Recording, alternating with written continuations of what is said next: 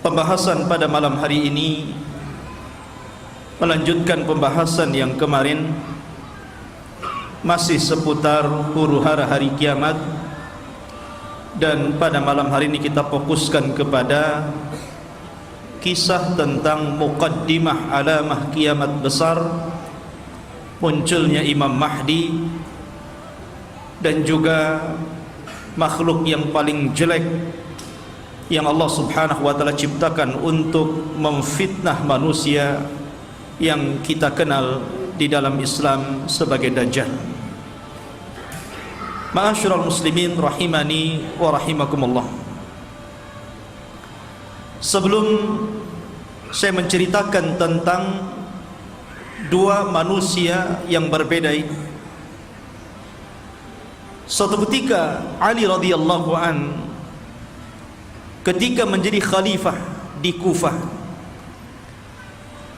ketika dia berkhutbah, tiba-tiba ada seseorang yang bernama Sa'at bin Suhan al-Abdi radhiyallahu an bertanya kepada Ali radhiyallahu an.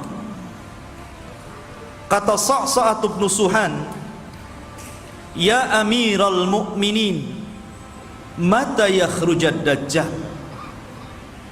Wahai Amirul Mukminin, kira-kira kapan munculnya Dajjal itu? Maka Amirul Mukminin Ali radhiyallahu an beliau mengatakan, "Wahai Sa'sa',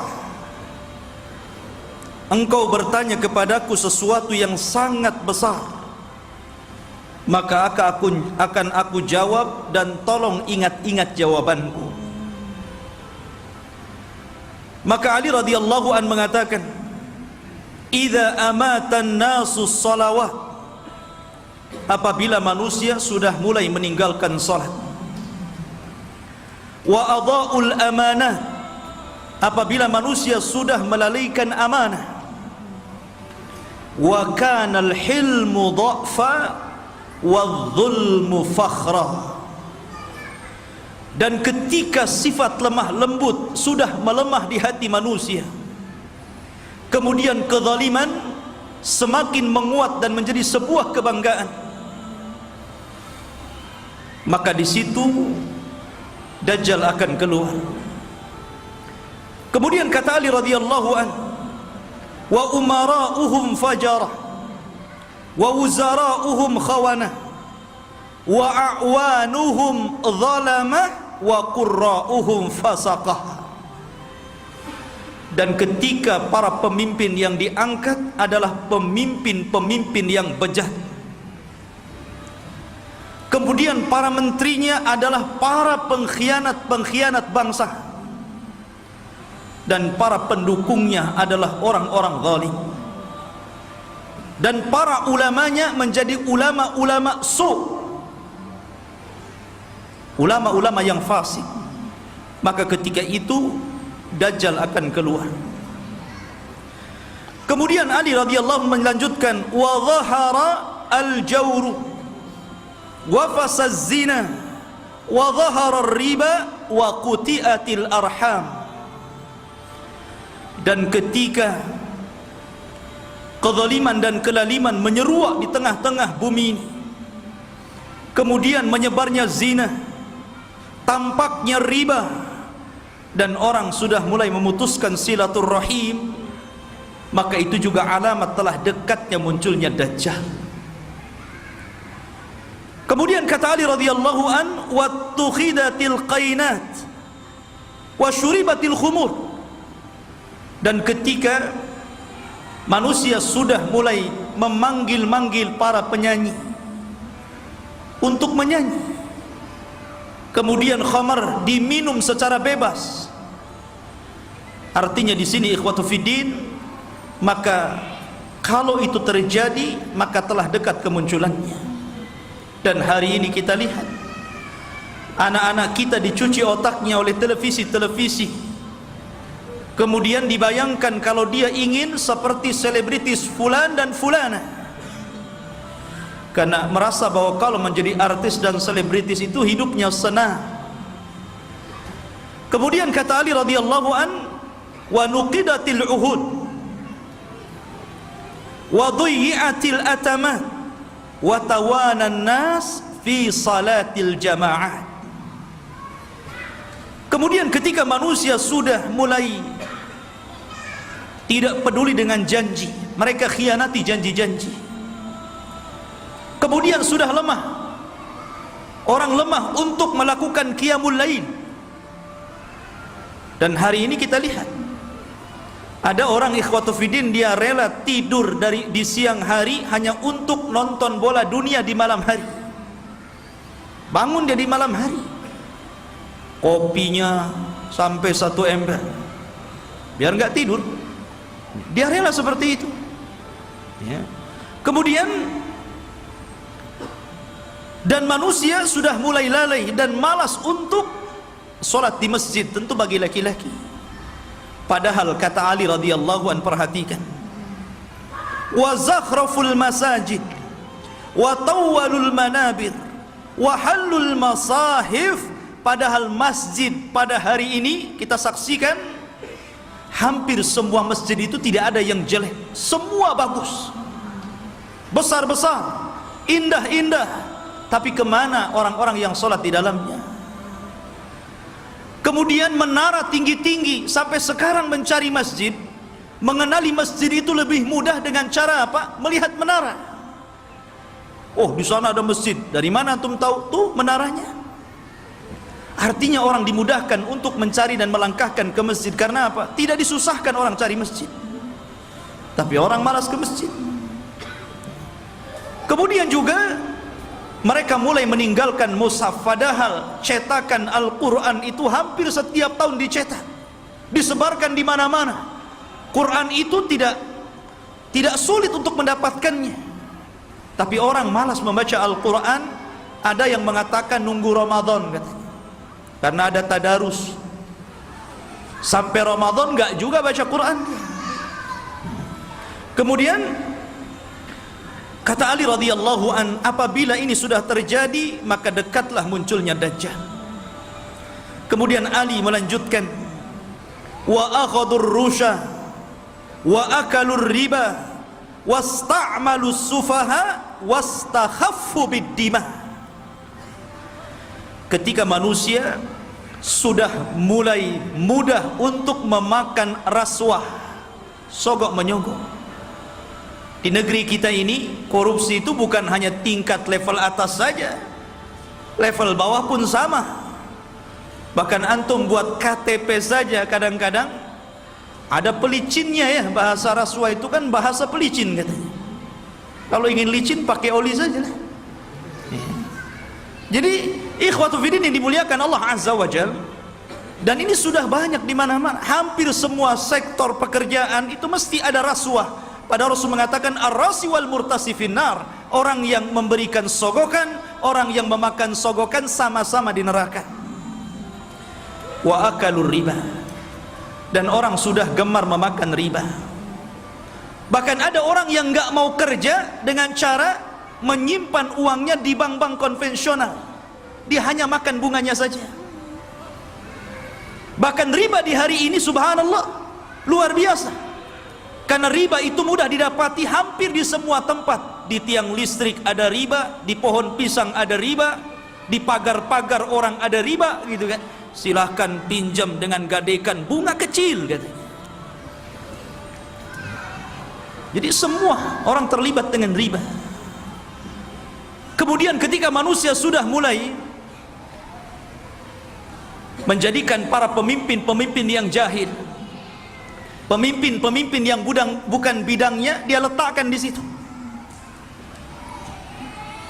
Harusnya ketika Anda mencari pemimpin atau pengurus untuk memimpin sesuatu, cari pemimpin-pemimpin yang layak dan bisa mengurus urusannya. Contoh saja umpamanya, yang paling mudah pesantren ataupun yayasan. Kadang orang-orang mencari pemimpin yang bukan orang-orang ahli agama. Macam mana orang yang bukan ahli agama memimpin pesantren yang notabene di situ diajarkan Al-Quran dan Sunnah? Jadi apa itu pesantren jadinya? Ini okelah pesantren-pesantren, Lah yang lebih dari itu seperti kepala desa, lurah, camat, bupati, sampai kepada presiden. Ketika manusia sudah melalaikan itu, dan mereka juga menganggap remeh persoalan darah. Kalau orang sudah menganggap remeh persoalan darah, ikhwan, maka itu alamat telah dekat keluar Dajjal. Anda bisa saksikan hari ini di medsos, setiap hari kita mendengar ada orang yang membunuh dan ada orang yang dibunuh. Sampai sering saya katakan, orang yang membunuh bingung kenapa bisa membunuh, orang yang dibunuh lebih bingung lagi, kenapa Anda membunuh saya? Apa alasan saya Anda bunuh? Makanya bayi-bayi yang dibuang itu kemudian meninggal dalam kardus, meninggal di solokan, meninggal di tong-tong sampah, meninggal di parit-parit, itu di hadapan Allah akan datang ke hadapan Allah dan mengatakan, wal mau'udatu su'ilat bi ayyi dzambin qutilat. Atas dosa apa kau bunuh aku? Aku ini salah apa? Aku masih kecil, aku tidak mendolimi siapapun, aku masih fitrah, kenapa aku dibunuh? Kemudian kata Ali radhiyallahu anhu, kalau sudah seperti ini, dekatlah munculnya Dajjal. Kemudian kata Ali radhiyallahu anhu, wa ba'ud dina bid dunya. Dan ketika manusia sudah mulai menjual agama dengan murahnya urusan dunia. Ada seorang wanita nikah dengan bule, nikah dengan orang-orang yang di luar daripada agama Islam. Dia rela pindah agama, yang penting rekening saya gendut, kendaraan saya mewah, rumah megah, kos-kosan banyak, dan begitu seterusnya. Kemudian kata Ali radhiyallahu anhu, wattajaratil mar'atu ala zawjiha hirsan ala dunya. Diperhatikan ibu-ibu. Dan ketika kaum wanita mudah untuk meminta cerai kepada suaminya hanya urusan dunia. Saya sering ke pengadilan agama dan saya lihat tingkat perceraian itu luar biasa di Batam ini. Dan banyak para wanita yang menggugat cerai suaminya hanya gara-gara faktor dunia. Bukan tidak boleh menggugat cerai, kalau ada alasannya silahkan. Tapi kalau urusan dunia, kemudian itu menjadikan seorang istri kurang ajar kepada suami dan meminta cerai begitu saja, apalagi karena ada orang ketiga yang lebih hebat, lebih wah, lebih banyak hartanya, ini sudah lain urusannya. Kemudian kata Ali radhiyallahu an, wa raqibatin nisa 'alal mayasir. Nabi sallallahu alaihi wasallam radhiyallahu an meramalkan seperti ini. Tentu beliau mendapatkan informasi dari Nabi. Dan apabila wanita sudah mulai membawa kendaraan sendiri, di zaman Rasul kendaraan pakai kuda, pakai unta, jarang perempuan naik unta kan, paling dibonceng. Makanya di sini Ali tidak mengatakan dan para wanita menaiki al-ibil, unta, tetapi mengatakan al-mayasir, ditujukan kepada kendaraan-kendaraan modern, mobil, motor. Ya kalau mungkin jaraknya bukan jarak safar, hanya keliling-keliling di Batam, ke pasar. Ini terkadang jarak safar, jarak tempuh yang disunahkan untuk mengqashar dan menjamak sholat pun kita dapati ada perempuan berani loh bawa mobil sendiri tuh. Sudah tidak ada mahram, nekat lagi. Maka ini juga alamat dekatnya munculnya Dajjal. Kemudian kata Ali radhiyallahu watashabbahna nisa birrijal watashabbahar rijalu bin nisa. Ketika mulai perempuan meniru gaya laki-laki, dan ketika laki-laki sudah memakai atribut-atribut perempuan, maka ini pun telah dekat munculnya Dajjal. Kita saksikan hari ini. Kalau laki-laki cari levis ke pasar, habis tuh diborong perempuan. Kalau laki-laki cari celana jeans gitu kan, habis, nggak ada, diborong sama mbak-mbak katanya. Akhirnya laki-laki terpaksa beli rok, beli pakaian-pakaian perempuan. Artinya seperti ini kan. Anda bisa bayangkan tuh, pakaian laki-laki tapi pakai jilbab gitu kan, ketat, pakai lepis, pakai kaos, tapi jilbaban pula dia. ya. Yang laki-lakinya parah lagi. Anting-anting itu untuk perempuan dia letakkan tutup botol aqua di sini di kupingnya. Antum tahu? Anak itu lihat ada orang pakai anting-anting laki-laki itu, botol aqua di sini. Ya Allah. Ini kan atribut perempuan, kenapa pula dipakai laki-laki? Bahkan yang lebih parah, apa yang disebut dengan LGBT itu sudah mulai melembaga loh di negeri kita ini. Mulai melembaga.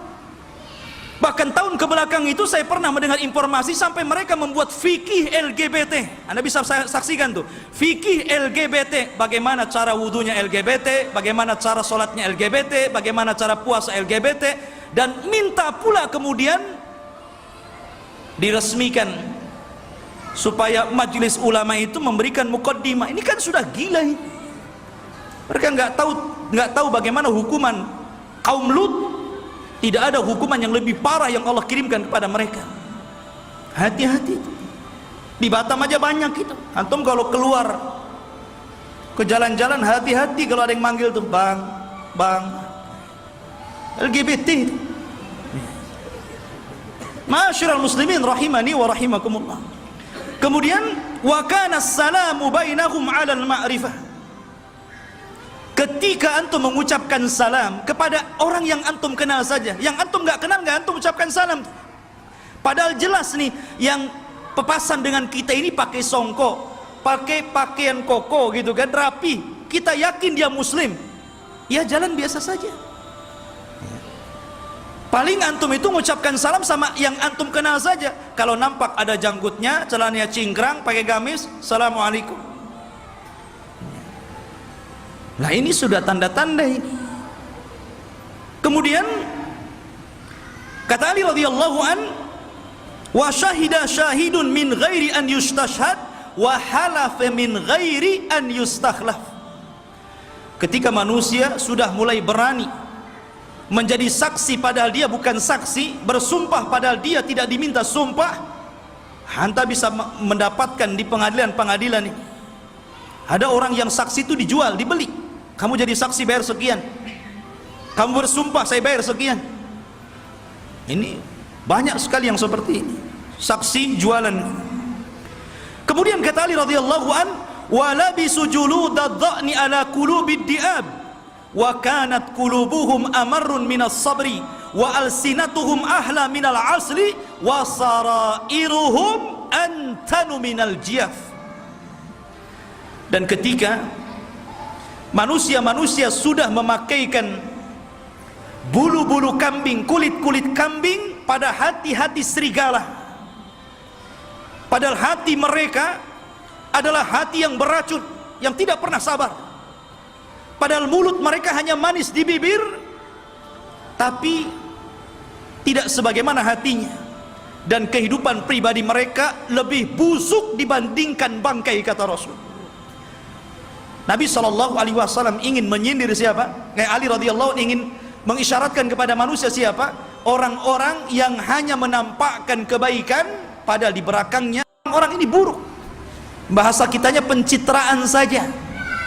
Biar orang pengenal saya ini baik, saya ini begini, begini dan begitu seterusnya. Dan zaman sekarang subhanallah, nyalon RT saja itu janjinya banyak. Itu baru RT itu.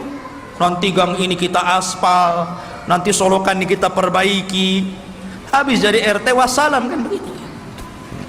Kemudian wal tumisal fiqhu li ghairi din wa unkiral ma'ruf wa urifal munkar. Dan ketika manusia memberikan kecerdasan mereka bukan kepada urusan agama, ketika itulah maka manusia akan mengingkari yang ma'ruf dan mereka akan cenderung melakukan mungkar. Kan banyak ikhwan, kita sebagai orang tua tentu kita bisa melihat potensi anak. Anak saya ini cerdas, hafalannya mudah, ya. Harusnya kalau orang tua sudah tahu anak ini ada bakat kecerdasan, arahkan ke agama. Mumpung mereka masih bisa merekam gitu kan. Kalau sudah tua susah, ibarat menulis atau mengukir di atas lautan gitu kan, di atas air. Ya nggak mungkin.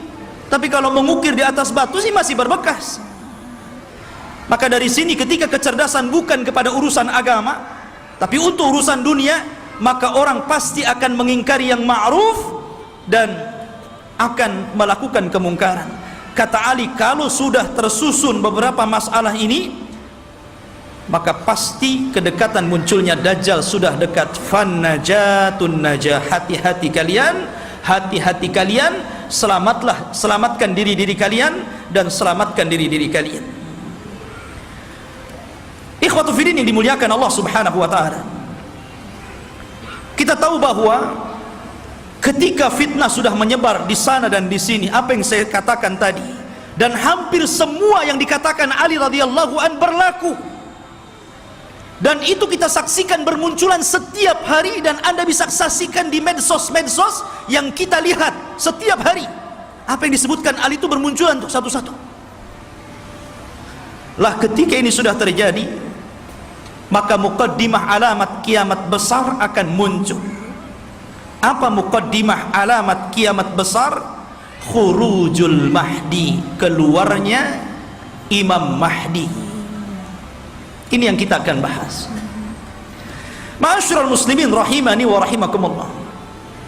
Kita tahu bahwa kemunculan Imam Mahdi dan kemunculan Dajjal itu hampir beriringan. Imam Mahdi dulu, baru kemudian Dajjal. Dan Nabi SAW mengatakan Dajjal tidak mungkin keluar kecuali ala khiffatin minad din wa qillatin minal ilmi. Dajjal tidak mungkin keluar sampai manusia lemah dalam agama dan sedikit pengetahuan tentang Dajjal. Ketika orang sudah tidak berkhutbah lagi menceritakan tentang Dajjal, ketika pengajian sudah tidak disinggung lagi tentang bab Dajjal, ketika orang-orang sudah tidak peduli dengan kisah-kisah Dajjal, maka ketika manusia lalai, muncullah makhluk yang jahat ini. Ma'asyiral muslimin rahimani wa rahimakumullah. Pada minggu yang lalu sedikit saya akan ulas sebelum kemunculan Imam Mahdi. Nabi SAW mengatakan Imranu Baitil Maqdis kharabu Yathrib. Apabila pusat kekuatan kaum muslimin sudah dipusatkan di Baitul Maqdis, di Yerusalem, alhamdulillah, kita bersyukur kepada Allah Subhanahu wa taala. Allah telah menggagalkan keinginan barat untuk memindahkan Israel Raya di tengah-tengah kota Yerusalem. Ini sebuah nikmat. Tapi walaupun kemudian terjadi, maka itu adalah alamatul qiyamah. Itulah yang memang akan berlaku di akhir zaman. Berarti kalau ini berlaku, tanda-tanda itu semakin dekat dan dekat. Kata Nabi SAW, apabila seluruh kaum muslimin dari belahan dunia sudah mempusatkan kekuatan mereka di Yerusalem, tepatnya di Baitul Maqdis, kharabu Yathrib, ketika itu kota Yathrib, kota Madinah dan Mekah akan ditinggalkan manusia. Padahal Mekah dan Madinah itu ketika itu dalam posisi sebaik-baiknya ekonomi, tapi akan ditinggalkan dan akan berhijrah ke Baitul Maqdis. Wa kharabu Yathrib khurujul malhamah, dan ketika Yathrib roboh, Madinah roboh, kosong, tidak ada orang karena hijrah semua ke Syam, maka ketika itu muncullah malhamatul kubra, perang besar. Malhamah itu diambil dari kata-kata lahmun. Lahmun itu artinya daging. Kenapa kemudian peperangan disangkut pautkan dengan daging? Karena ketika itu peperangan, setelah orang melakukan peperangan dengan alat-alat canggih, maka alat-alat itu kemudian dimusnahkan, maka kembali peperangan menjadi peperangan kembali ke alat-alat tradisional. Boleh jadi mungkin diawali dengan perang nuklir dulu, karena masing-masing negara punya nuklir gitu kan, masing-masing negara punya rudal, punya senjata hebat. Boleh jadi muqaddimah peperangan ini dilakukan dengan cara perang teknologi dulu. Setelah kemudian hancurnya negeri-negeri, senjata pun sudah tidak ada lagi, hanya bangkai-bangkai besi-besi tua, disitulah kemudian peperangan akan kembali ke perang tradisional. Disinilah pembenaran sabda Nabi SAW agar anda melatih diri dengan cara berkuda, dengan cara menombak, dengan cara memanah, dengan cara berpedang, karena perang akan kembali ke zaman itu. Ma'asyiral muslimin, kemudian wa khurujul malhamah, apabila telah nampak malhamah, orang berperang dengan pedang sehingga daging tercabik-cabik dan melayang kemana-mana, darah muncrat kemana-mana, ketika terjadi malhamatul kubra, atau dalam bahasa barat Armageddon gitu kan, dalam masalah bahasa kita malhamatul kubra, maka ketika itu kaum muslimin menguasai Konstantinia. Apa Konstantinia? Konstantinia adalah Konstantinopel, akan dikuasai. Di mana Konstantinopel itu? Di Turki sana. Jadi kaum muslimin akan menguasai sampai ke sana. Wa fathul Konstantinia, dan ketika Konstantinia dikuasai kaum muslimin, bangsa Rom sampai ke Italia, sampai ke ibu kota Italia, kaum muslimin sampai ke sana, bergerak sampai ke arah Eropa sana. Maka disitulah kata Nabi SAW, wa fathul Konstantinia khurujud dajjal. Ketika kaum muslimin memenangkan perang besar, perang Konstantinia, maka ketika itu munculnya dajjal. Ma'asyiral muslimin rahimani wa rahimakumullah, kita tahu bahwa pusat kekuatan kaum muslimin, saya katakan kelak akan berada di Palestina, tepatnya di Yerusalem, Baitul Maqdis. Semua kaum muslimin, tentara-tentaranya dari berbagai macam negara akan bergabung di situ. Maka disitulah ikhwatu fiddin, barat ini punya kepentingan.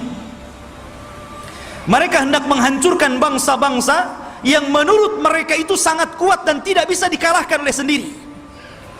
Maka akhirnya mereka melakukan perdamaian bersama kaum muslimin untuk sama-sama menyerang bangsa-bangsa yang menurut orang-orang Romawi itu sangat berbahaya bagi mereka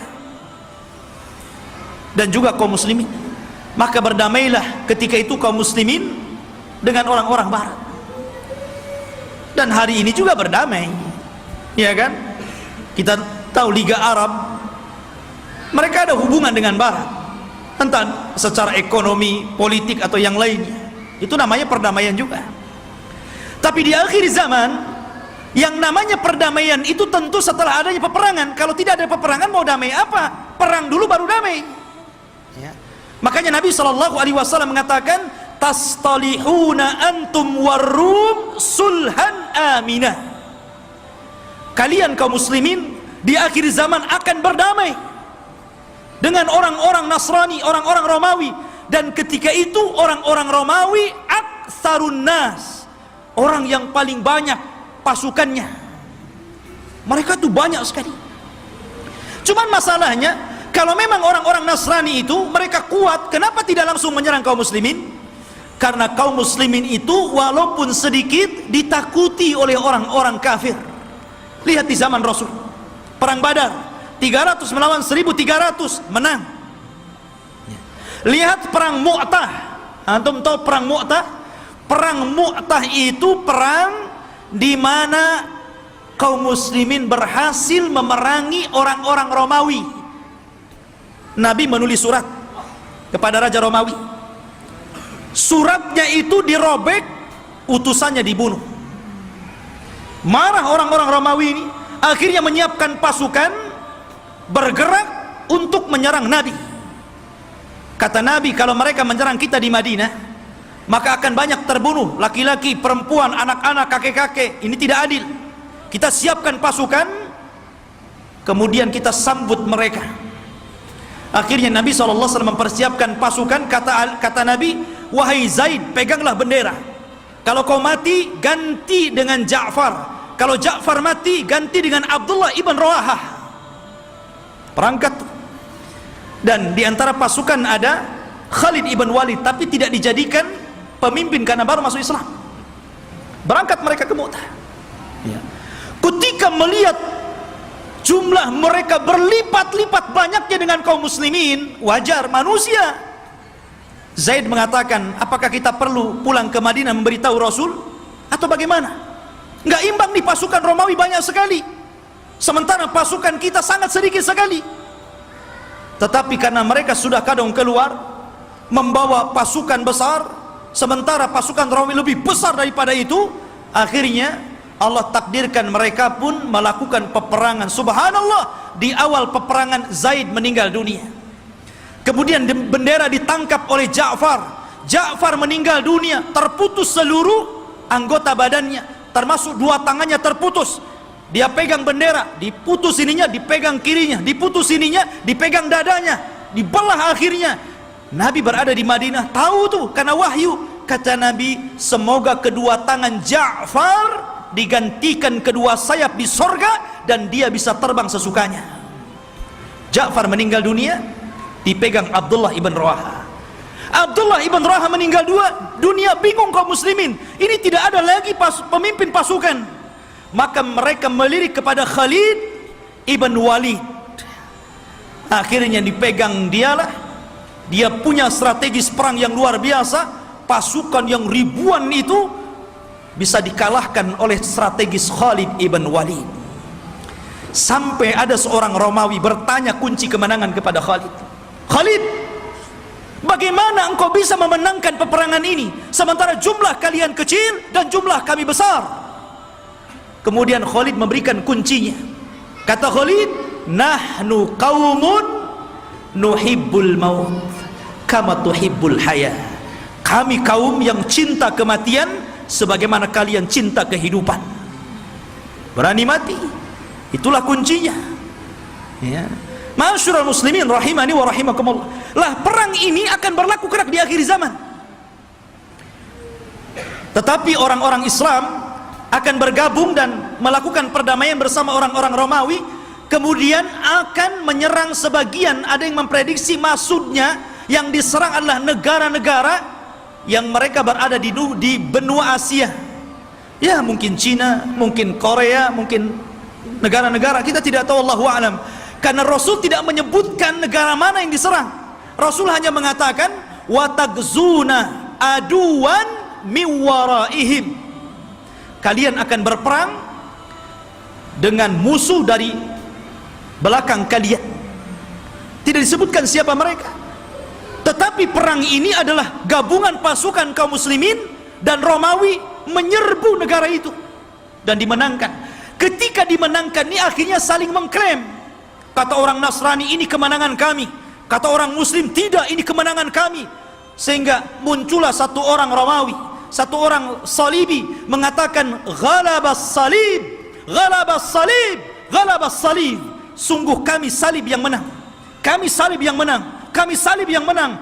Datanglah seorang Muslim mengatakan balillah ghalab, bahkan Allah yang memenangkan perang ini. Akhirnya saling berdebat, terjadilah perkelahian. Maka sang salib, orang Nasrani, dibunuh kaum muslimin. Dari sinilah orang-orang Romawi berkhianat. Berkhianat. Padahal mereka tertulis melakukan perjanjian itu 10 tahun. Ada yang mengatakan di tahun ketiga, ada yang mengatakan di tahun kelima. Mereka berkhianat. Atas pengkhianatan inilah, maka kemudian mereka hendak menyerang kaum muslimin, menyiapkan pasukan besar. Dan kaum muslimin butuh pemimpin untuk melawan Romawi. Dari sinilah apa yang kita bahas malam ini, khurujul mahdi, muncul Imam Mahdi untuk melawan orang-orang Romawi. Ma'asyiral muslimin rahimani wa rahimakumullah. Kalau kita cerita Al-Mahdi Al-Muntadhar, Imam Mahdi yang kita tunggu-tunggu kemunculannya, Nabi SAW menyebutkan sifat-sifatnya. Kenapa Nabi SAW menyebutkan sifat-sifatnya? Agar supaya tidak ada orang yang mengaku sebagai Imam Mahdi, kan disebutkan sifat-sifatnya. Anda tidak bisa tahu-tahu saya Imam Mahdi. Kayak di Indonesia ini ada satu orang, satu waktu dia ngaku Imam Mahdi, satu waktu ngaku Nabi, satu waktu ngaku Nabi Isa.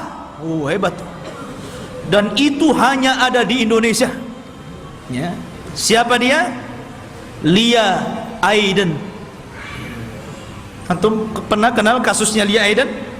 Sampai di penjara. Rupanya anaknya juga ngaku nabi. Lihat masyarul muslimin, dan itu hanya ada di Indonesia. Ya. Belum lagi di Jawa Barat ada orang namanya Cecep. Orang Jawa Barat kan Cecep tuh namanya. Aja Cecep. Ya. Ngaku nabi juga, Nabi Cecep namanya. Nabi Cecep, subhanallah. Ya. Kemudian belakangan ada namanya Ahmad Musaddiq. Sampai gempar. Banyak di negeri kita ini ngaku nabi. Kalau di Batam saya belum dengar.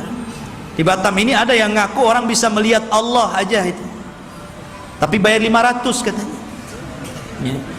Jadi intinya bahwa Imam Mahdi ini dijelaskan sifatnya, dijelaskan tanda-tanda kemunculannya, dan dia disabdakan Nabi SAW, laulam yabqa minad dunya illa yaumun, kalaulah usia dunia ini hanya tinggal satu hari saja, la tawwalallahu dzalikal yaum, pasti Allah akan lamakan hari itu selama-lamanya, hatta yab'atsa rajulan min ahli baiti, sampai Allah akan utus seorang laki-laki dan dia keturunanku, yuwatiu ismahu bi ismi wa isma abihi bismi abi, di mana nama dia sama dengan namaku Muhammad, bukan Lia.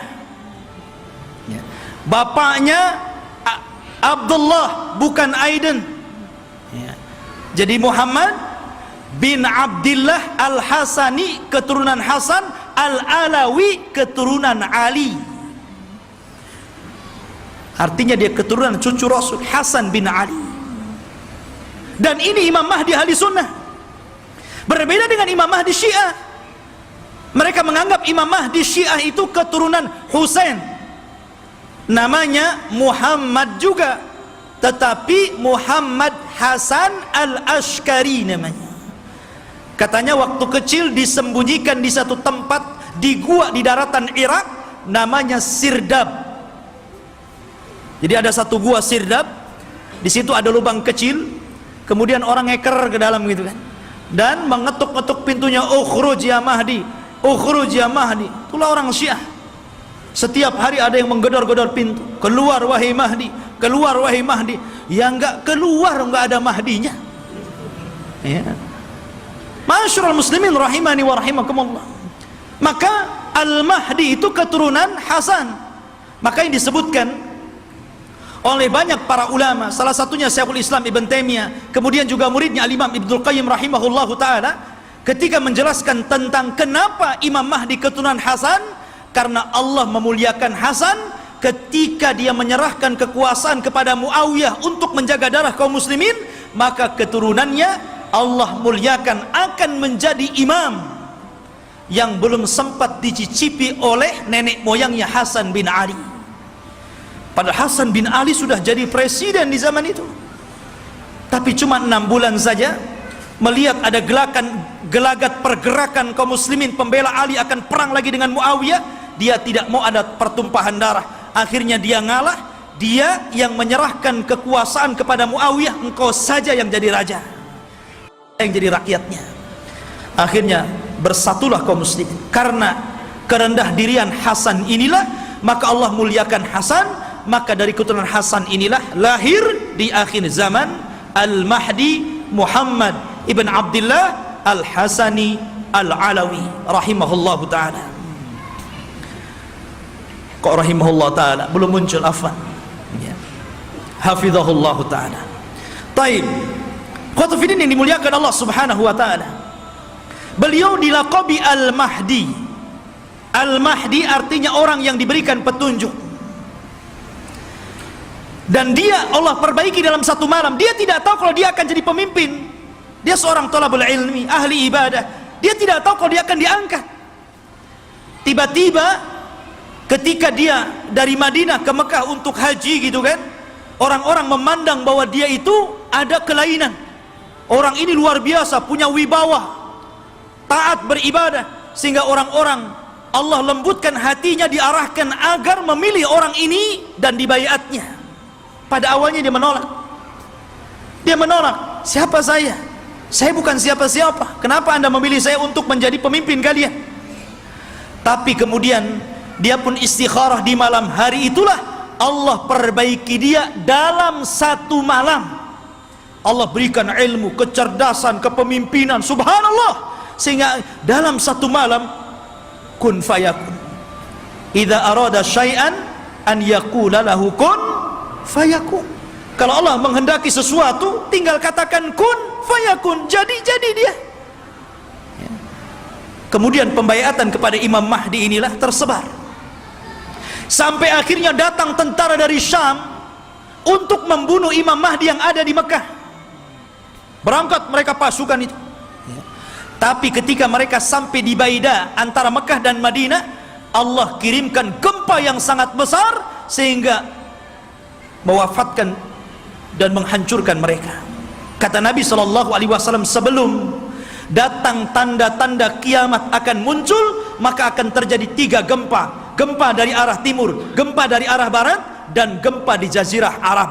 Inilah gempa di masa Imam Mahdi, menghancurkan semua pasukan yang akan menyakiti Imam Mahdi, sampai orang yang jalan pun ikut mati, orang yang mau dagang ikut mati. Sehingga Aisyah bertanya kepada Rasul, wahai Rasul, bagaimana orang yang ikut mati yang tidak bersalah dan hendak membunuh Imam Mahdi itu? Kata Nabi SAW, yub'atsu yaumal qiyamah ala niyatihim. Mereka akan dibangkitkan pada hari kiamat sesuai dengan niat mereka. Intinya ikhwatu fiddin, Imam Mahdi ini kemudian dibaiat di depan makam Ibrahim, di depan Ka'bah. Kemudian berangkat dari Mekah ke Madinah dan diikuti oleh pasukan yang sangat besar. Kemudian mereka hijrah ke Syam, bergabung dengan pasukan yang sudah siap tempur melawan orang-orang Romawi. Akhirnya ketika sampai di Syam, mereka membaiat Imam Mahdi, dan disitulah mulai peperangan besar. Perang besar Malhamatul Kubra. Ma'asyiral muslimin rahimani wa rahimakumullah. Dan kita tahu bahwa Imam Mahdi ini berkuasa atau diberikan kekuasaan oleh Allah Subhanahu wa taala tidak lama. Antara 7 sampai 8 tahun saja, ada yang mengatakan sampai 9 tahun. Dan dalam kekuasaan kaum muslimin, Imam Mahdi itu betul-betul membawa perdamaian, keadilan, kesuburan. Bahkan saking adilnya Imam Mahdi, Allah turunkan berkahnya dari langit, karena dia telah berhukum dengan hukum Allah. Kata Allah, walau anna ahlal qura amanu wattaqau lafatahna alaihim barakatim minas sama wal ard. Kalaulah sebuah penduduk, sebuah negeri beriman, bertakwa, maka Allah Subhanahu wa taala akan kirimkan berkah langit dan berkah bumi. Ini terjadi di kekuasaan Imam Mahdi. Kaum muslimin, harta dibagi rata, sehingga tidak ada miskin, tidak ada kaya, semua sama. Imam Mahdi berhukum dengan hukum Allah, dan dia menggunakan khilafah dengan khilafah minhaj nubuwah. Ma'asyiral muslimin rahimani wa rahimakumullah. Lah ketika Imam Mahdi memimpin pasukan ini, kemudian Imam Mahdi berhasil menyerang orang-orang Romawi sampai ke jantung kotanya. Kemana? Ke Italia. Romawi di mana? Di Italia. Jadi bergerak dengan pasukannya sampai menyerbu orang-orang Romawi itu sampai ke jantung kotanya, ke Italia sana. Ketika menang dalam peperangan, para sahabat sudah merasa kaya dengan harta rampasan perang. Karena kalau perang itu ikhwan, kalau musuh kalah kan semua jadi milik kaum muslimin. Tanah milik kaum muslimin, rumah milik kaum muslimin, kendaraan milik kaum muslimin, kaya. Ya. Makanya tidak ada bisnis yang lebih menguntungkan kecuali perang. Kalau menang dapat segalanya, kalau kalah ya matilah tuh. Artinya di sini ikhwatu fiddin yang dimuliakan Allah Azza wa Jalla, maka ketika sudah sampai dimenangkan itu, mereka berada di Eropa, itu berada di Italia. dan dimenangkan kaum muslimin, maka mereka sedang beristirahat di bawah pohon zaitun sambil menggantungkan pedang-pedang mereka, menunjukkan perang hari itu bukan dengan rudal, bukan dengan nuklir, tapi kembali ke pedang, kembali ke panah, kembali ke tombak, kembali ke kuda, kembali ke unta, persis di zaman Rasul. Disitulah syaitan datang, kemudian berteriak bahwa Dajjal telah muncul di Syam dan membawa pasukan dan akan masuk ke rumah-rumah mereka. Oh, mendengar itu, maka Imam Mahdi mengutus 10 orang yang berkuda. Kata Nabi SAW, aku kenal siapa nama-namanya, aku kenal bagaimana kudanya, dan mereka adalah sebaik-baik penunggang kuda pada hari itu. Itu Rasul yang mengatakan. Jadi mereka diutus Rasul untuk membenarkan apakah kedatangan Dajjal itu memang ada ataukah hanya isu. Jadi 10 orang ini yang sudah dijanjikan oleh Nabi SAW, kelak Imam Mahdi akan mengutus 10 orang. Rasul tahu namanya, Rasul tahu kudanya, dan mereka adalah penunggang-penunggang yang terbaik ketika itu. Berangkatlah 10 orang ini ke Syam. Rupanya tidak benar, tidak ada pasukan Dajjal yang akan menyerbu rumah-rumah mereka. Tapi memang pada hari itu Dajjal muncul. Dajjal muncul pada hari itu, tapi tidak menyerang rumah-rumah mereka, sehingga mereka bergerak tuh, pasukan kembali ke Syam. Disinilah bermula kisah Dajjal. Bicara tentang Dajjal, ikhwatu fiddin yang dimuliakan Allah Subhanahu wa ta'ala, Dajjal itu adalah makhluk Allah Subhanahu wa ta'ala. Dia bukan Tuhan. Dia adalah keturunan dari Bani Adam, bukan setan, bukan jin, bukan juga iblis. Bahkan dia lebih hebat daripada jin, lebih hebat daripada setan lagi. Tapi dia keturunan Bani Adam. Ma'asyiral muslimin, suatu ketika Nabi SAW mendatangi para sahabat. Sahabat sedang bicara tentang Dajjal. Saking banyaknya Rasul membicarakan tentang Dajjal di khutbah-khutbahnya, di majelis ta'limnya, di perang-perangnya, selalu cerita Dajjal, sehingga sahabat menyangka jangan-jangan Dajjal itu ada di kebun kurma Madinah. Ya.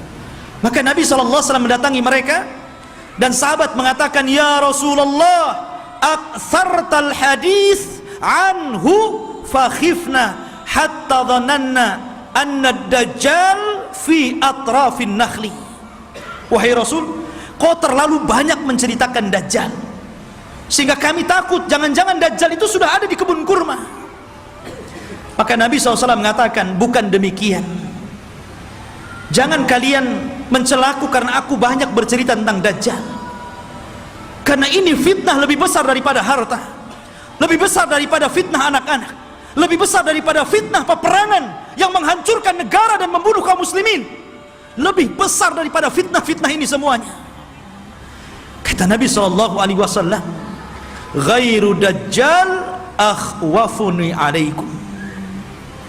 Tidak ada yang lebih aku takutkan kepada kalian kecuali fitnah Dajjal.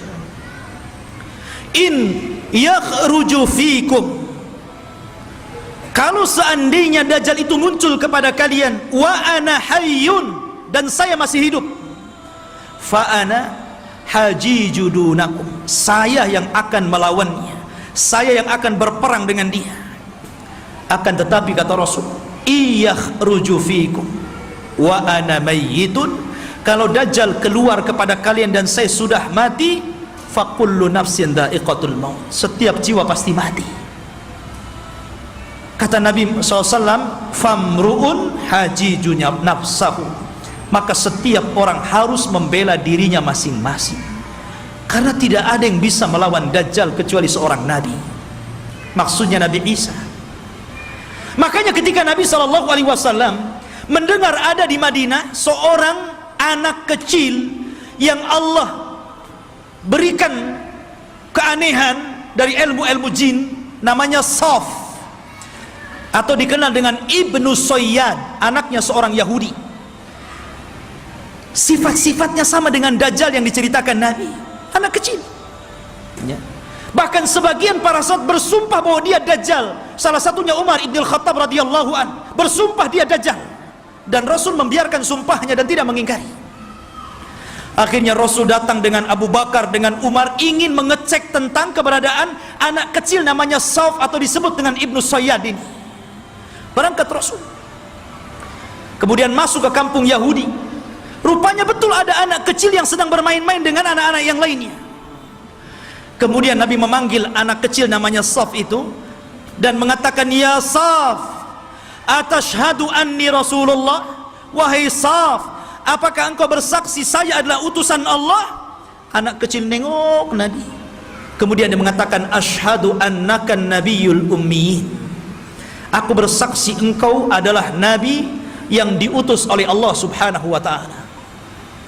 Tiba-tiba Sauf berbalik tanya kepada Rasul, "Ya Muhammad, atashhadu anni Rasulullah?" Hei Muhammad, maukah kau bersaksi aku juga utusan Allah? Bayangkan, anak kecil ngomong di hadapan Rasul, mau enggak kau bersaksi saya juga utusan Allah sama dengan kamu? Kata Rasul, "Amantu billahi walir rasul." Aku beriman kepada Allah dan kepada Rasulnya saja. Bahkan Nabi SAW makin yakin, karena Dajjal itu kemunculannya akan mengaku Nabi dan berakhir mengaku Tuhan ya. Maka kemudian kata Nabi SAW, "Ya Sauf, inni khaba'tu laka khaba'an." Wahai Sauf, dalam hatiku, dalam dadaku, aku menyembunyikan beberapa kalimat, karena ketika itu Rasul baru diturunkan ayat kepadanya, surah kepadanya, namanya Suratul Dukhan. Dan itu para sahabat belum tahu, baru turun kepada Rasul Suratul Dukhan. Makanya Nabi menyembunyikan ayat itu dalam dadanya. Kata Rasul, "Wahai Sauf, wahai Ibnu Sayyad, aku menyembunyikan beberapa kalimat di dadaku, coba tebak apa?" Kata si Sauf ini memandang dada Rasul, tiba-tiba dia mengatakan, "Duh, duh." Dia tidak bisa mengatakan dukhan, tapi sudah benar awalnya, karena Rasul menyembunyikan kalimat dukhan, tapi dia tidak sempurna. Dia mengatakan duh, duh, duh. Maka Rasul langsung mengatakan, "Ikhsha falan ta'du wa qadrak." Jelek engkau, celaka engkau, engkau tidak mungkin bisa meneruskan kalimat-kalimat yang ada di dadaku. Tapi dari Rasul makin bingung, jangan-jangan ini betul-betul Dajjal nih ya, dia tahu isi hati saya gitu, anak kecil si Sauf ini ya. Akhirnya Rasul pulang. Kemudian pada waktu yang lain dia ajak lagi Umar dan Abu Bakar, ingin mengecek lagi keberadaan si Sauf ini. Setelah ketemu dan hendak kemudian diintai dan kembali ingin diuji, tiba-tiba datang ibunya, melihat ada Rasul SAW dan ibunya kenal. "Ya Sauf, ataka Muhammadun. Ya Sauf, ataka Muhammadun." Hei Sauf, Muhammad sudah datang di sampingmu. Maka Sauf pun kemudian langsung pergi kemudian di belakang ibunya. Kata Nabi SAW, "Lau tarakathu latabayyana amruhu." Kalau ibunya ketika itu tidak memanggil-manggil, tentu aku sudah tahu siapa si Sauf ini, apakah Dajjal atau bukan Dajjal.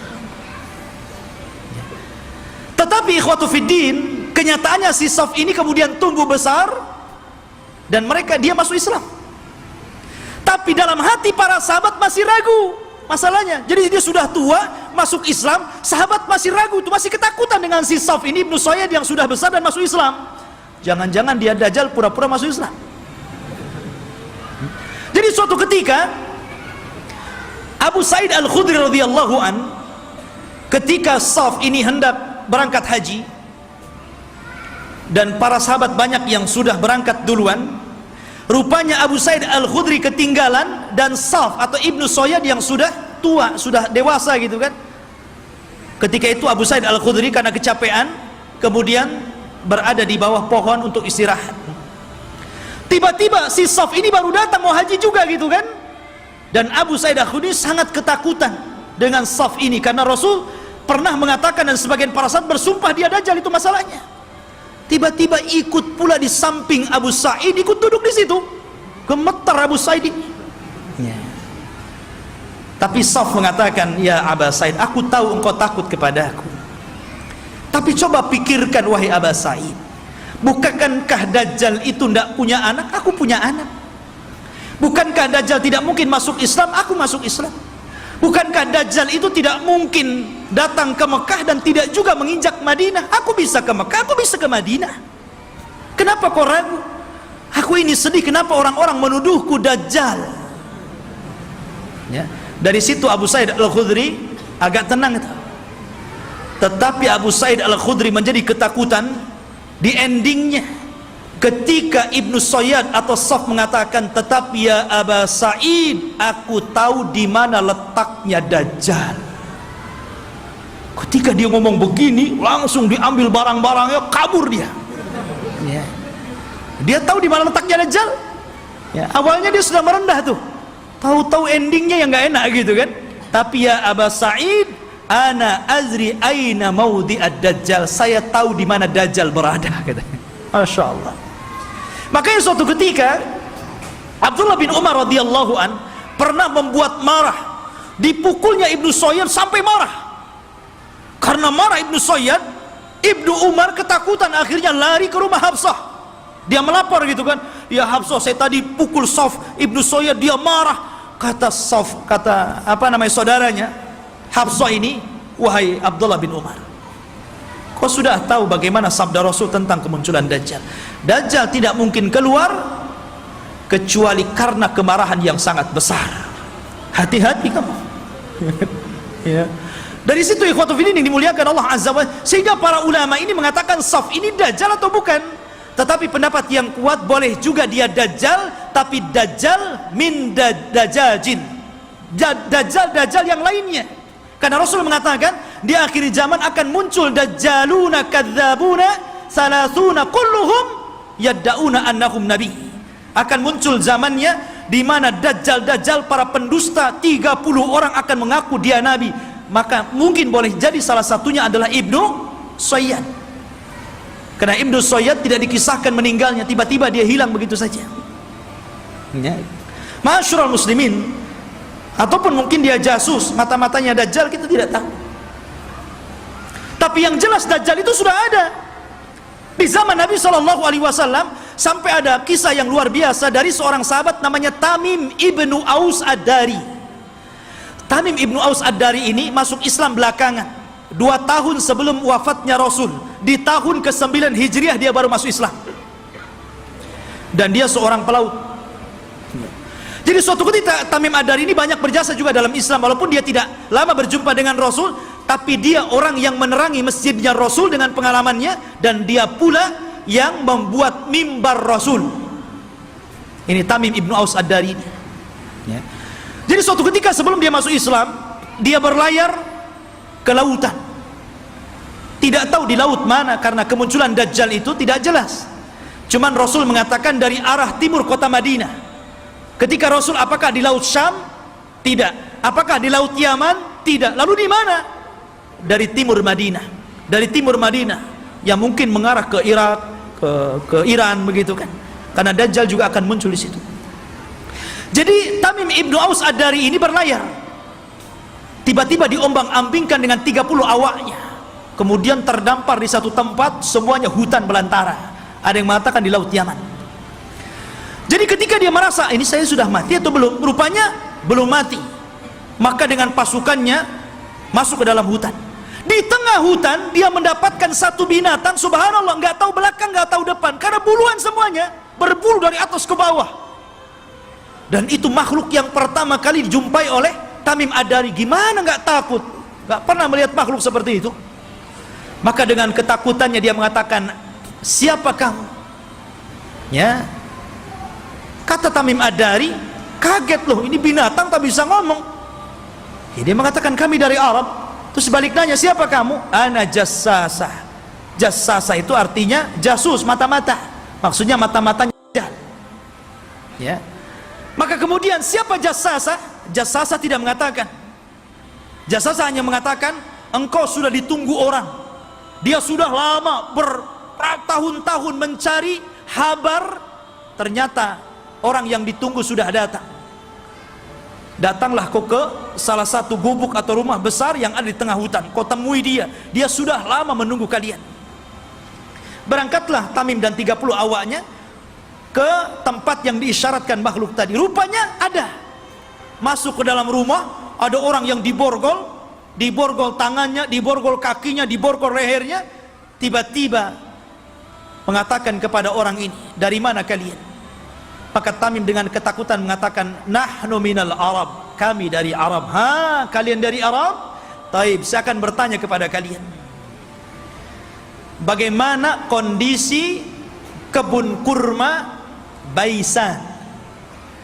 Kebun kurma Baisan, ya, ma'ruf, ya, kurmanya dulu sangat luar biasa. Kata Tamim Ad-Dari, subhanallah, kebun kurma Baisan itu kebun kurma yang kualitasnya tinggi, berbuah terus, tidak pernah nggak berbuah, saking suburnya.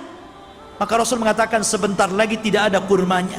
Kata para peneliti, hampir sudah 100 tahun yang silam dari sekarang ini sudah tidak berbuah lagi kurma-kurma yang ada di Baisan itu. Kemudian kata orang ini mengatakan, bagaimana kabar tentang telaga yang ada di Tobariyah, telaga Tobariyah. Dan telaga Tobariyah itu telaga yang dijadikan orang-orang Israel untuk diambil air minum bersih mereka. Apakah nyusut atau tidak? Kata dia, oh masih banyak airnya.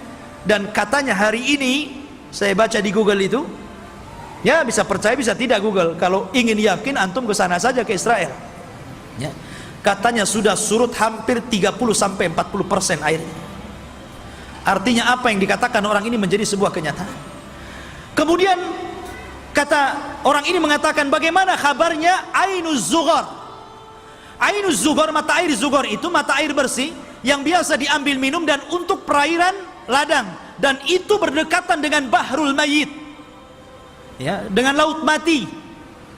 Laut mati yang dulu kaum Lut diadab, kemudian ditimpakan dan sekarang jadi laut mati. Lah, Ainuz Zughar itu ada di sekitar itu. Kata orang ini, apakah masih berair? Ya, masih berair. Para petani masih ngambil airnya, orang-orang masih minum di situ.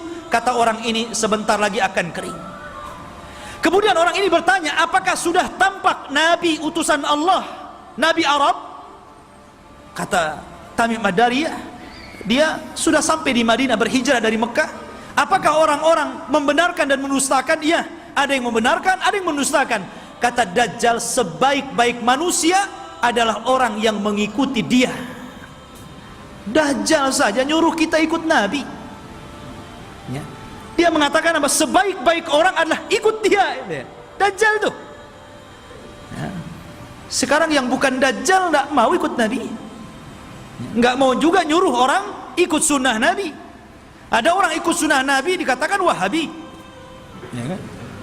Ma'asyiral muslimin rahimani wa rahimakumullah. Maka kemudian Tamim Ad-Dari ketakutan, nggak mau lagi berdialog banyak-banyak, gitu kan? Dia langsung pergi pulang, cari jalan keluar. Allah takdirkan sampailah dia ke Madinah tepat pada tahun 9 Hijriah. Kemudian masuk Islam. Disitulah dia bercerita tentang pertemuan dia dengan makhluk yang aneh itu. Kata Nabi, tahukah kamu, manusia yang kau temui itu adalah Dajjal. Artinya sudah pernah ditemui salah seorang sahabat. Dan inilah satu-satunya kisah dari sahabat yang diriwayatkan Rasul, kemudian diriwayatkan kepada para sahabatnya. Rasul tidak pernah mengambil riwayat dari para sahabat. Yang ada sahabat meriwayatkan dari Nabi. Ini tidak, Nabi meriwayatkan dari sahabat, kemudian diriwayatkan ke sahabat yang lainnya. Satu-satunya sahabat yang diambil riwayatnya adalah Tamim Ad-Dari. Karena Rasul kan tidak punya, apalagi Tamim Ad-Dari seorang Nasrani sebelumnya, ya. Maka dari situ ikhwatu fiddin, kata Nabi SAW di hadapan para sahabatnya, dia bercerita sambil bawa tongkat. Maka Nabi SAW mengatakan, kelak Dajjal itu akan sampai ke sini, maksudnya Madinah dan Mekah, tapi dia tidak akan bisa masuk. Dajjal itu hanya bisa yatarakab, hanya bisa mengintip di balik bukit Uhud. Karena seluruh kota Madinah dan Mekah akan dipagari malaikat, di tangannya pedang-pedang yang siap untuk membunuh Dajjal. Dajjal ketakutan. Dia hanya bisa melihat dari atas bukit Uhud. Dilihatnya Masjid Nabawi, tepatnya kuburan Nabi, bercahaya warna putih. Kemudian Dajjal mengatakan, hadza qasrul abyad, hadza qasru Ahmad. Inilah istananya Muhammad, inilah istana putih. Dan subhanallah, apa yang dikatakan Dajjal menjadi sebuah kenyataan. Kalau antum umroh atau Allah takdirkan antum haji gitu kan, cobalah antum melihat Masjid Nabawi di malam hari dari kejauhan. Naiklah ke Bukit Uhud gitu kan, antum lihat Masjid Nabawi, tepatnya kuburan Rasul, maka akan dilihat ada cahaya putih. Dari tempat itu ada cahaya putih yang ke atas, membenarkan apa yang dikatakan Dajjal. Dan Dajjal tidak akan sanggup masuk ke kota ini, maksudnya kota Madinah, sambil memukul-mukul, hadhihi tayyibah, hadhihi tayyibah, hadhihi tayyibah, kata Rasul. Inilah negeri yang disucikan, inilah negeri yang disucikan, inilah negeri yang disucikan. Dajjal tidak mungkin masuk ke negeri ini, Mekah dan Madinah. Makanya di zaman itu salah satu tempat yang aman dari Dajjal, berangkatlah antum ke Mekah dan Madinah. Cuman sayang nggak ada pesawat. Antum kira-kira naik apa tuh dari Batam ke sana? Ya, nggak ada lagi pesawat terbang. Ya, mungkin belum sampai dah mati antum di jalan. Ya. Jadi khotufin yang dimuliakan Allah Azza wa Jalla, kata Nabi SAW ketika bicara Dajjal, beliau mengatakan, sesungguhnya ayyuhan nas, innaha lam takun fitnatun ala wajhil ardi mundu dhara Allahu dzurriyyata Adam a'zam min fitnatid Dajjal, wa inna Allah lam yab'ats nabiyyan illa hadzara ummatahu Dajjal wa ana akhirul anbiya wa antum akhirul umam. Wahai manusia, tidak ada satupun fitnah yang lebih dahsyat ketika Allah menciptakan anak Adam dibandingkan fitnah Dajjal. Karena andailah seluruh dukun-dukun yang ada di dunia dikumpulkan, kemudian melakukan kontes sihir, maka sihir mereka jauh di bawah sihir Dajjal. Nggak ada dukun, walaupun satu dunia melawan Dajjal, nggak akan bisa dilawan. Sihirnya luar biasa. Ya, itu dukun tuh memang luar biasa sihirnya. Diberikan oleh Allah Azza wa Jalla kekuatan sehingga orang mudah untuk percaya bahwa dia Tuhan kita. Itu masalahnya. Kalau tukang sihir itu kan ma'ruf di zaman Nabi Musa. Justru ketika Nabi Musa menampakkan mukjizatnya, semua tukang sihir beriman kepada Musa, walaupun belakangan dibunuh semua oleh Fir'aun. Tapi mereka orang yang dimasukkan ke dalam sorga padahal tidak pernah sujud kepada Allah sedikit pun, karena beriman kepada Musa. Ya. Lah kata Nabi SAW, sejak zaman Adam dilahirkan dan anak cucunya sampai hari ini, tidak ada fitnah yang lebih besar daripada fitnah Dajjal. Dan tidak ada satupun Nabi yang Allah utus kecuali memperingatkan umatnya tentang kemunculan Dajjal. Nabi Syuaib memperingatkan umatnya tentang kemunculan Dajjal. Nabi Saleh, Nabi Yakub, nabi-nabi yang lainnya, Nabi Ibrahim, Nabi Sulaiman, Nabi Daud, dan seluruh para nabi, mereka mengingatkan tentang kemunculan Dajjal. Kalau seluruh para nabi dan rasul mengingatkan akan kemunculan Dajjal, termasuk juga Nabi kita Muhammad SAW, maka cukuplah ini bukti bahwa fitnah Dajjal itu sangat dahsyat, karena seluruh para nabi memperingatkannya. Ini antum harus paham. Ya. Ma'asyiral muslimin, sedikit kita mengenal ciri-ciri Dajjal. Dajjal itu keriting rambutnya. Bukan berarti yang keriting dia Dajjal. Jadi dia memiliki rambut keriting yang dipintal. Makanya Dajjal itu kusut sekali mukanya. Ya kan? Jadi antum tahu orang-orang yang keriting, habis dikeriting dipintal lagi. Ya. Tetapi dia tidak hitam kulitnya. Biasanya kan yang kriwel, yang dipintal-pintal itu kan kebanggaan orang-orang yang berkulit hitam kan? Dajjal tidak, kulitnya putih. Ada yang mengatakan kemerah-merahan. Jadi memang dia putih, tapi kusut. Ya. Kemudian dia buta sebelah mata kanannya, dan ada daging tumbuh di matanya, menonjol seperti anggur keluar. Jadi ada daging tumbuh. Kemudian di dahinya tertulis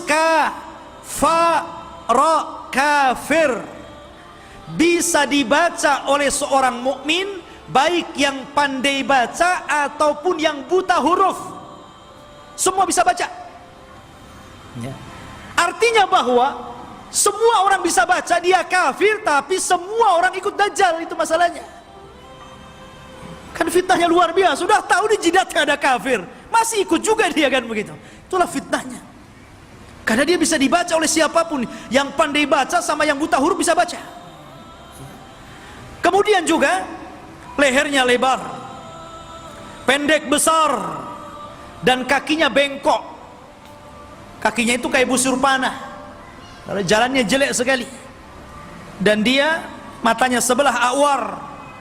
Dari sini menunjukkan kalau orang itu waras, beriman, imannya kuat, otaknya dipakai, tentu orang itu tidak mungkin mengakui orang seperti ini Tuhan, karena banyak cacatnya.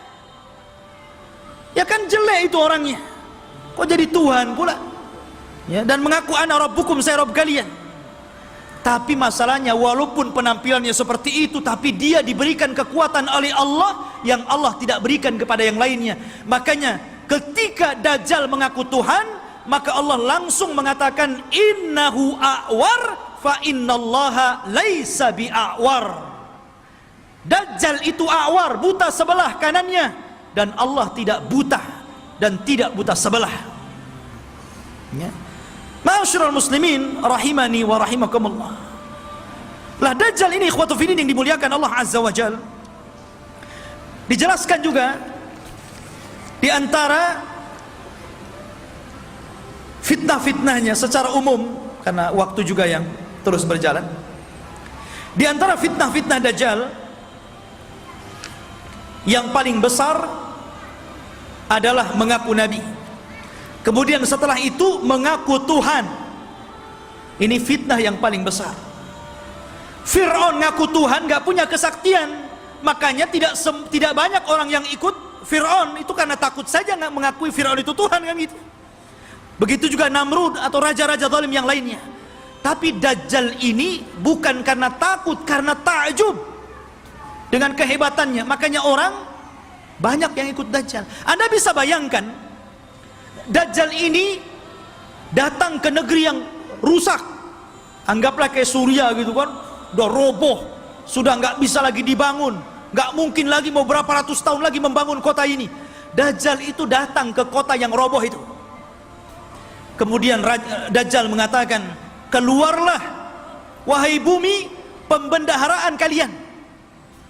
Tiba-tiba kota itu kembali cantik, ya kan, kembali subur, kembali mewah, kembali megah. Kambing-kambingnya penuh dengan susu, unta-untanya gemuk-gemuk. Subhanallah, Anda bisa bayangkan itu, ya. Siapa yang lebih hebat sihirnya dari tukang-tukang sihir dibandingkan Dajjal?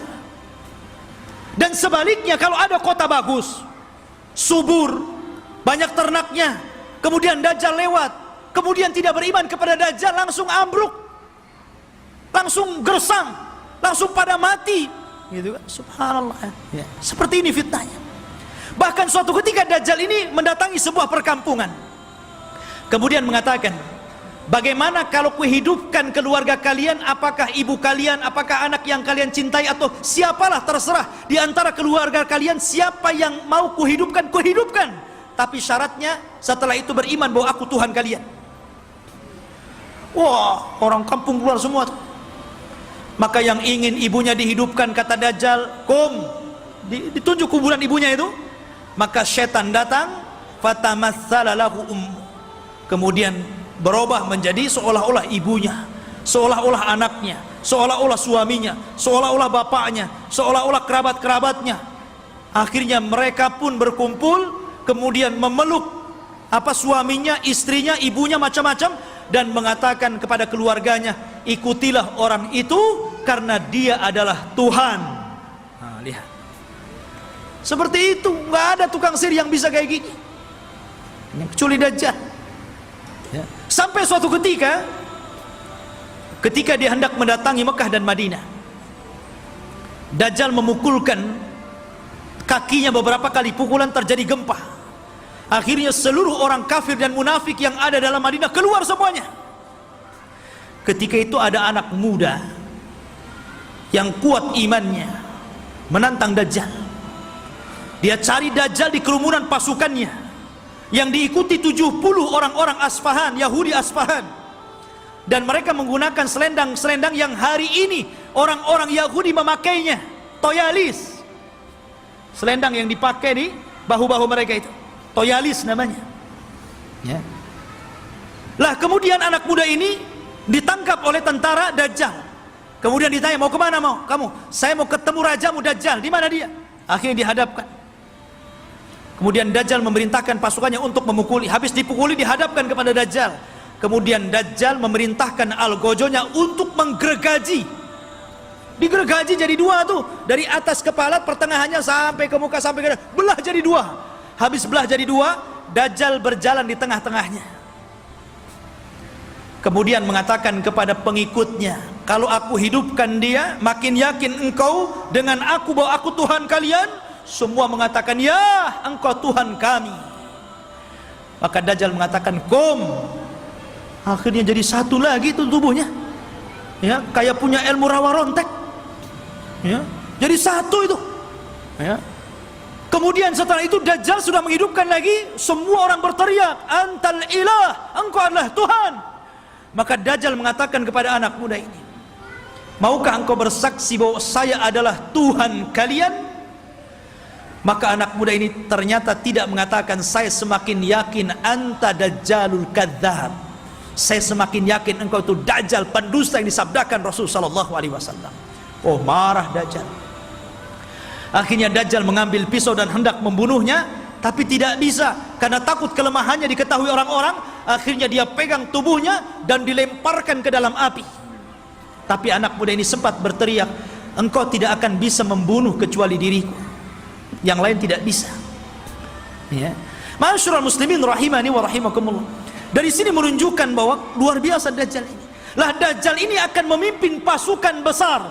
Makanya orang-orang Yahudi mereka bermimpi kalau terbentuk Haikal Sulaiman dan robohnya Masjidil Aqsa, kemudian berkumpulnya pasukan, mereka mengatakan, kami sedang menunggu Mesius kami. Mesius itu bahasa mereka, bahasa kita Dajjal. Bahasa kita Dajjal. Makanya kalau kita melihat simbol Zionis itu kan gambar mata gitu. Walaupun Zionis itu sudah tidak asli lagi Yahudi, karena Zionis itu tidak berpegang dengan Taurat, tapi berpegang dengan Talmud. Talmud itu Taurat yang sudah dirobah-robah, yang kemudian menjadi protokoler Yahudi, harus begini, harus begini, harus begini. Itu Talmud, bukan Taurat. Mereka mengklaim saja Taurat, lahirlah agama Zionis ini, ya. Intinya bahwa kenapa orang-orang Yahudi bermimpi untuk merebut Yerusalem? Ya tadi, karena di situ mereka memimpikan bahwa Mesius akan datang kepada mereka dan akan memimpin mereka. Ini dibenarkan dalam Islam, karena Dajjal itu akan muncul di situ dan akan dibunuh juga di situ, di Babil Lud atau gerbang Lud, yang sekarang menjadi kota yang diagungkan orang-orang Israel, di tengah-tengah Israel, Babul Lud itu, dan Dajjal akan dibunuh di situ. Makanya ikhwatu fillah yang dimuliakan, wajar kalau orang-orang Yahudi berusaha untuk menguasai dunia karena mereka bermimpi bahwa Dajjal akan memimpin mereka. Tapi mereka tidak paham bahwa apa yang mereka mimpikan juga ada dalam Islam, dan kita tidak mimpi, ini sebuah kenyataan bahwa Imam Mahdi akan muncul dan akan menjadi musuhnya Dajjal di akhir zaman dan akan berperang. Cuman karena Rasul yang pernah mengatakan, kalau aku hidup di zaman kalian, aku yang akan menghadapinya, tapi kalau aku mati, tidak ada yang bisa untuk membunuhnya kecuali seorang nabi. Makanya ketika Umar, kembali kepada kisah Ibnu Sayyad, Sauf anak kecil itu, ketika dia meramal apa yang di dada Nabi, Umar mengambil pedang dan mengatakan, da'ni i'adrib unuqah, Rasul izinkan aku penggal si Ibnu Sayyad ini. Kata Rasul, jangan Umar, kalau dia Dajjal engkau tidak bisa membunuhnya, ada orang lain yang akan membunuhnya. Tapi kalau dia bukan Dajjal, fala hajata laka biqatli, tidak ada hajat engkau membunuhnya, ngapain, biarkan saja dia. Ya. Artinya di sini bahwa terjadinya peperangan pasukan Imam Mahdi dengan Dajjal ini tidak seimbang. Karena Dajjal ini pasukannya banyak, bukan pasukan Yahudi Aspahan yang 70.000 saja, tapi akan diikuti oleh tentara-tentara yang sifat-sifatnya persis seperti tentara Mongol. Belum lagi para wanita, belum lagi pasukan-pasukan yang lainnya, sehingga Imam Mahdi terdesak sampai akhirnya sembunyi di Bukit Saina, di Bukit Tur, berhari-hari, berbulan-bulan sampai habis bekalnya. Ketika pasukan sudah putus asa dan mengatakan, wahai imam, kalau kami terus di sini kami mati kelaparan, berarti mati kita mati konyol. Ya, bagaimana kalau kita besok bergerak, kita lawan saja, apa yang terjadi terjadilah, kan begitu. Akhirnya kemudian Imam Mahdi sepakat dengan pasukannya, setelah sholat subuh mereka siap bergerak, apapun yang akan terjadi tetap perang bersama Dajjal. Rupanya Allah takdirkan, disitulah langit digelapkan. Setelah langit digelapkan, tiba-tiba ada cahaya, rupanya dari 2 malaikat yang mengapit seseorang yang nafasnya bisa membunuh sejarak sekian dan sekian kalau dihirup orang kafir. Dialah Nabi Isa bin Maryam. Turun, kemudian turun sampai berada di tengah-tengah pasukan Al-Mahdi Al-Muntadhar. Ketika itu sudah azan dan siap sholat, maka melihat bahwa yang turun adalah Isa Al-Masih, maka Imam Mahdi menyuruh agar dia menjadi imam sholat, tapi menolak. Setiap kaum ada amirnya, maka engkau amir kaum itu, maka kaulah yang sholat. Maka Imam Mahdi menyolati, kemudian Nabi Isa sholat di belakangnya. Ini menunjukkan kalau andai kata Isa dan Musa hidup di zaman sekarang, Anda mengikuti Nabi Musa dan Isa, Anda akan sesat. Isa saja sholat di belakang Imam Mahdi, ya, karena tidak berhak menyebarkan agamanya. Maka setelah sholat itulah, subhanallah, Isa mengusap wajah-wajah pasukan Imam Mahdi dan menyebutkan tingkat derajat mereka di sorga. Wallahi, tidak ada manusia yang lebih bahagia dibandingkan orang yang diusap wajahnya oleh Isa, karena disebutkan derajatnya di sorga. Subhanallah, ya. Dan itulah pasukan yang tersisa. Karena pasukan ini kan ada yang gugur, ada yang melarikan diri. Yang sepertiga pasukan melarikan diri, kata Rasul, yang melarikan diri Allah tidak akan memberikan tobatnya kepada mereka. Yang sepertiga yang gugur, maka kata Rasul, mereka adalah sebaik-baik syuhada. Dan yang sepertiganya yang ikut Imam Mahdi inilah yang terus berperang sampai akhirnya melawan Dajjal. Ketika itu Isa memberikan pilihan dan mengatakan, ukhayyirukum bisalas, aku berikan 3 pilihan kepada kalian. Pilihan yang pertama, kalian tidak usah berperang, di sini saja bersembunyi. Aku akan berdoa kepada Allah, Allah kirimkan gempa sehingga menenggelamkan seluruh pasukan Dajjal Dajjal-Dajjalnya. Atau yang kedua, aku akan berdoa kepada Allah agar Allah kirimkan pasukan, tapi bukan kalian. Pasukan inilah yang kelak akan membunuh Dajjal, dan kalian tidak perlu capek, sembunyi saja di sini. Atau yang ketiga, besok kita berangkat, saya pimpin kalian, kita lawan Dajjal, dan aku akan berdoa kepada Allah, semoga tangan-tangan Yahudi dan seluruh pengikut Dajjal tidak sanggup mengangkat pedangnya sehingga engkau tinggal mudah menebas lehernya. Yang ketiga yang enak nampaknya, ya. Akhirnya mereka memilih yang ketiga itu, ya. Diambilnya yang ketiga. Maka setelah sholat subuh diusap wajah, kemudian disebutkan tingkatannya di sorga, mereka pun turun, pasukan dari Bukit Saina dipimpin Nabi Isa bin Maryam, maka mereka tinggal tebas saja itu pasukan Dajjal itu. Akhirnya karena terjadi kelemahan, seluruh pasukan Dajjal tunggang langgang, lari ke sana kemari, sembunyi di batu. Batu bisa bicara, hei muslim, Yahudi di belakang, bunuh dia. Senang, ada dia, bunuh, gitu kan. Masuk gua ngomong, masuk pohon ngomong. tidak ada satupun makhluk kecuali dibuat bicara oleh Allah. Bagaimana Allah hinakan itu? Mereka nggak bisa sembunyi. Mau sembunyi di mana? Semua makhluk Allah bicara. Hei Muslim, ini Yahudi bunuh di sini. Ya. Akhirnya mereka lari ke sebuah pohon yang dijanjikan bahwa pohon itu bisa melindungi mereka. Kata Nabi SAW, kecuali satu pohon, mereka tidak akan bicara, mereka akan melindungi orang-orang Yahud, dan pohon itu disebut Gharqad namanya. Pohon Gharqad. Makanya sekarang karena hadis ini sudah bocor sampai ke Israel, maka orang Israel membuat perkebunan sehijau-hijaunya dengan pohon Gharqad. Tapi sayang kemarin kebakaran. Nanam lagi. Ya. Mudah-mudahan kebakaran lagi. Ya. Masyaallah muslimin, tetapi dulu saya pernah mendengar ada orang cerita tentang beberapa tokoh-tokoh di Jawa Timur kalau tidak salah. Berkumpul mereka membicarakan tentang fatwa pohon Gharqad. Karena bentuk pohon Gharqad ini hampir mirip dengan cemara. Ya. Sehingga kemudian sebagian mereka mengatakan bahwa jangan-jangan cemara itu adalah Gharqad. Sampai akhirnya ada yang memberikan ide, bagaimana kalau kita tebang semua pohon cemara itu, katanya, biar nggak ada orang Yahudi sembunyi di Indonesia, katanya. Bukan cemara, bukan Gharqad, ikhwan. Cemara ya cemara, biarkanlah cemara itu untuk penghijauan gitu kan. Ya. Jadi ikhwatu fillah ini dimuliakan. Jadi pohon Gharqad itulah yang tidak akan bicara. Makanya orang Yahudi mengembangkan pohon ini di mana-mana.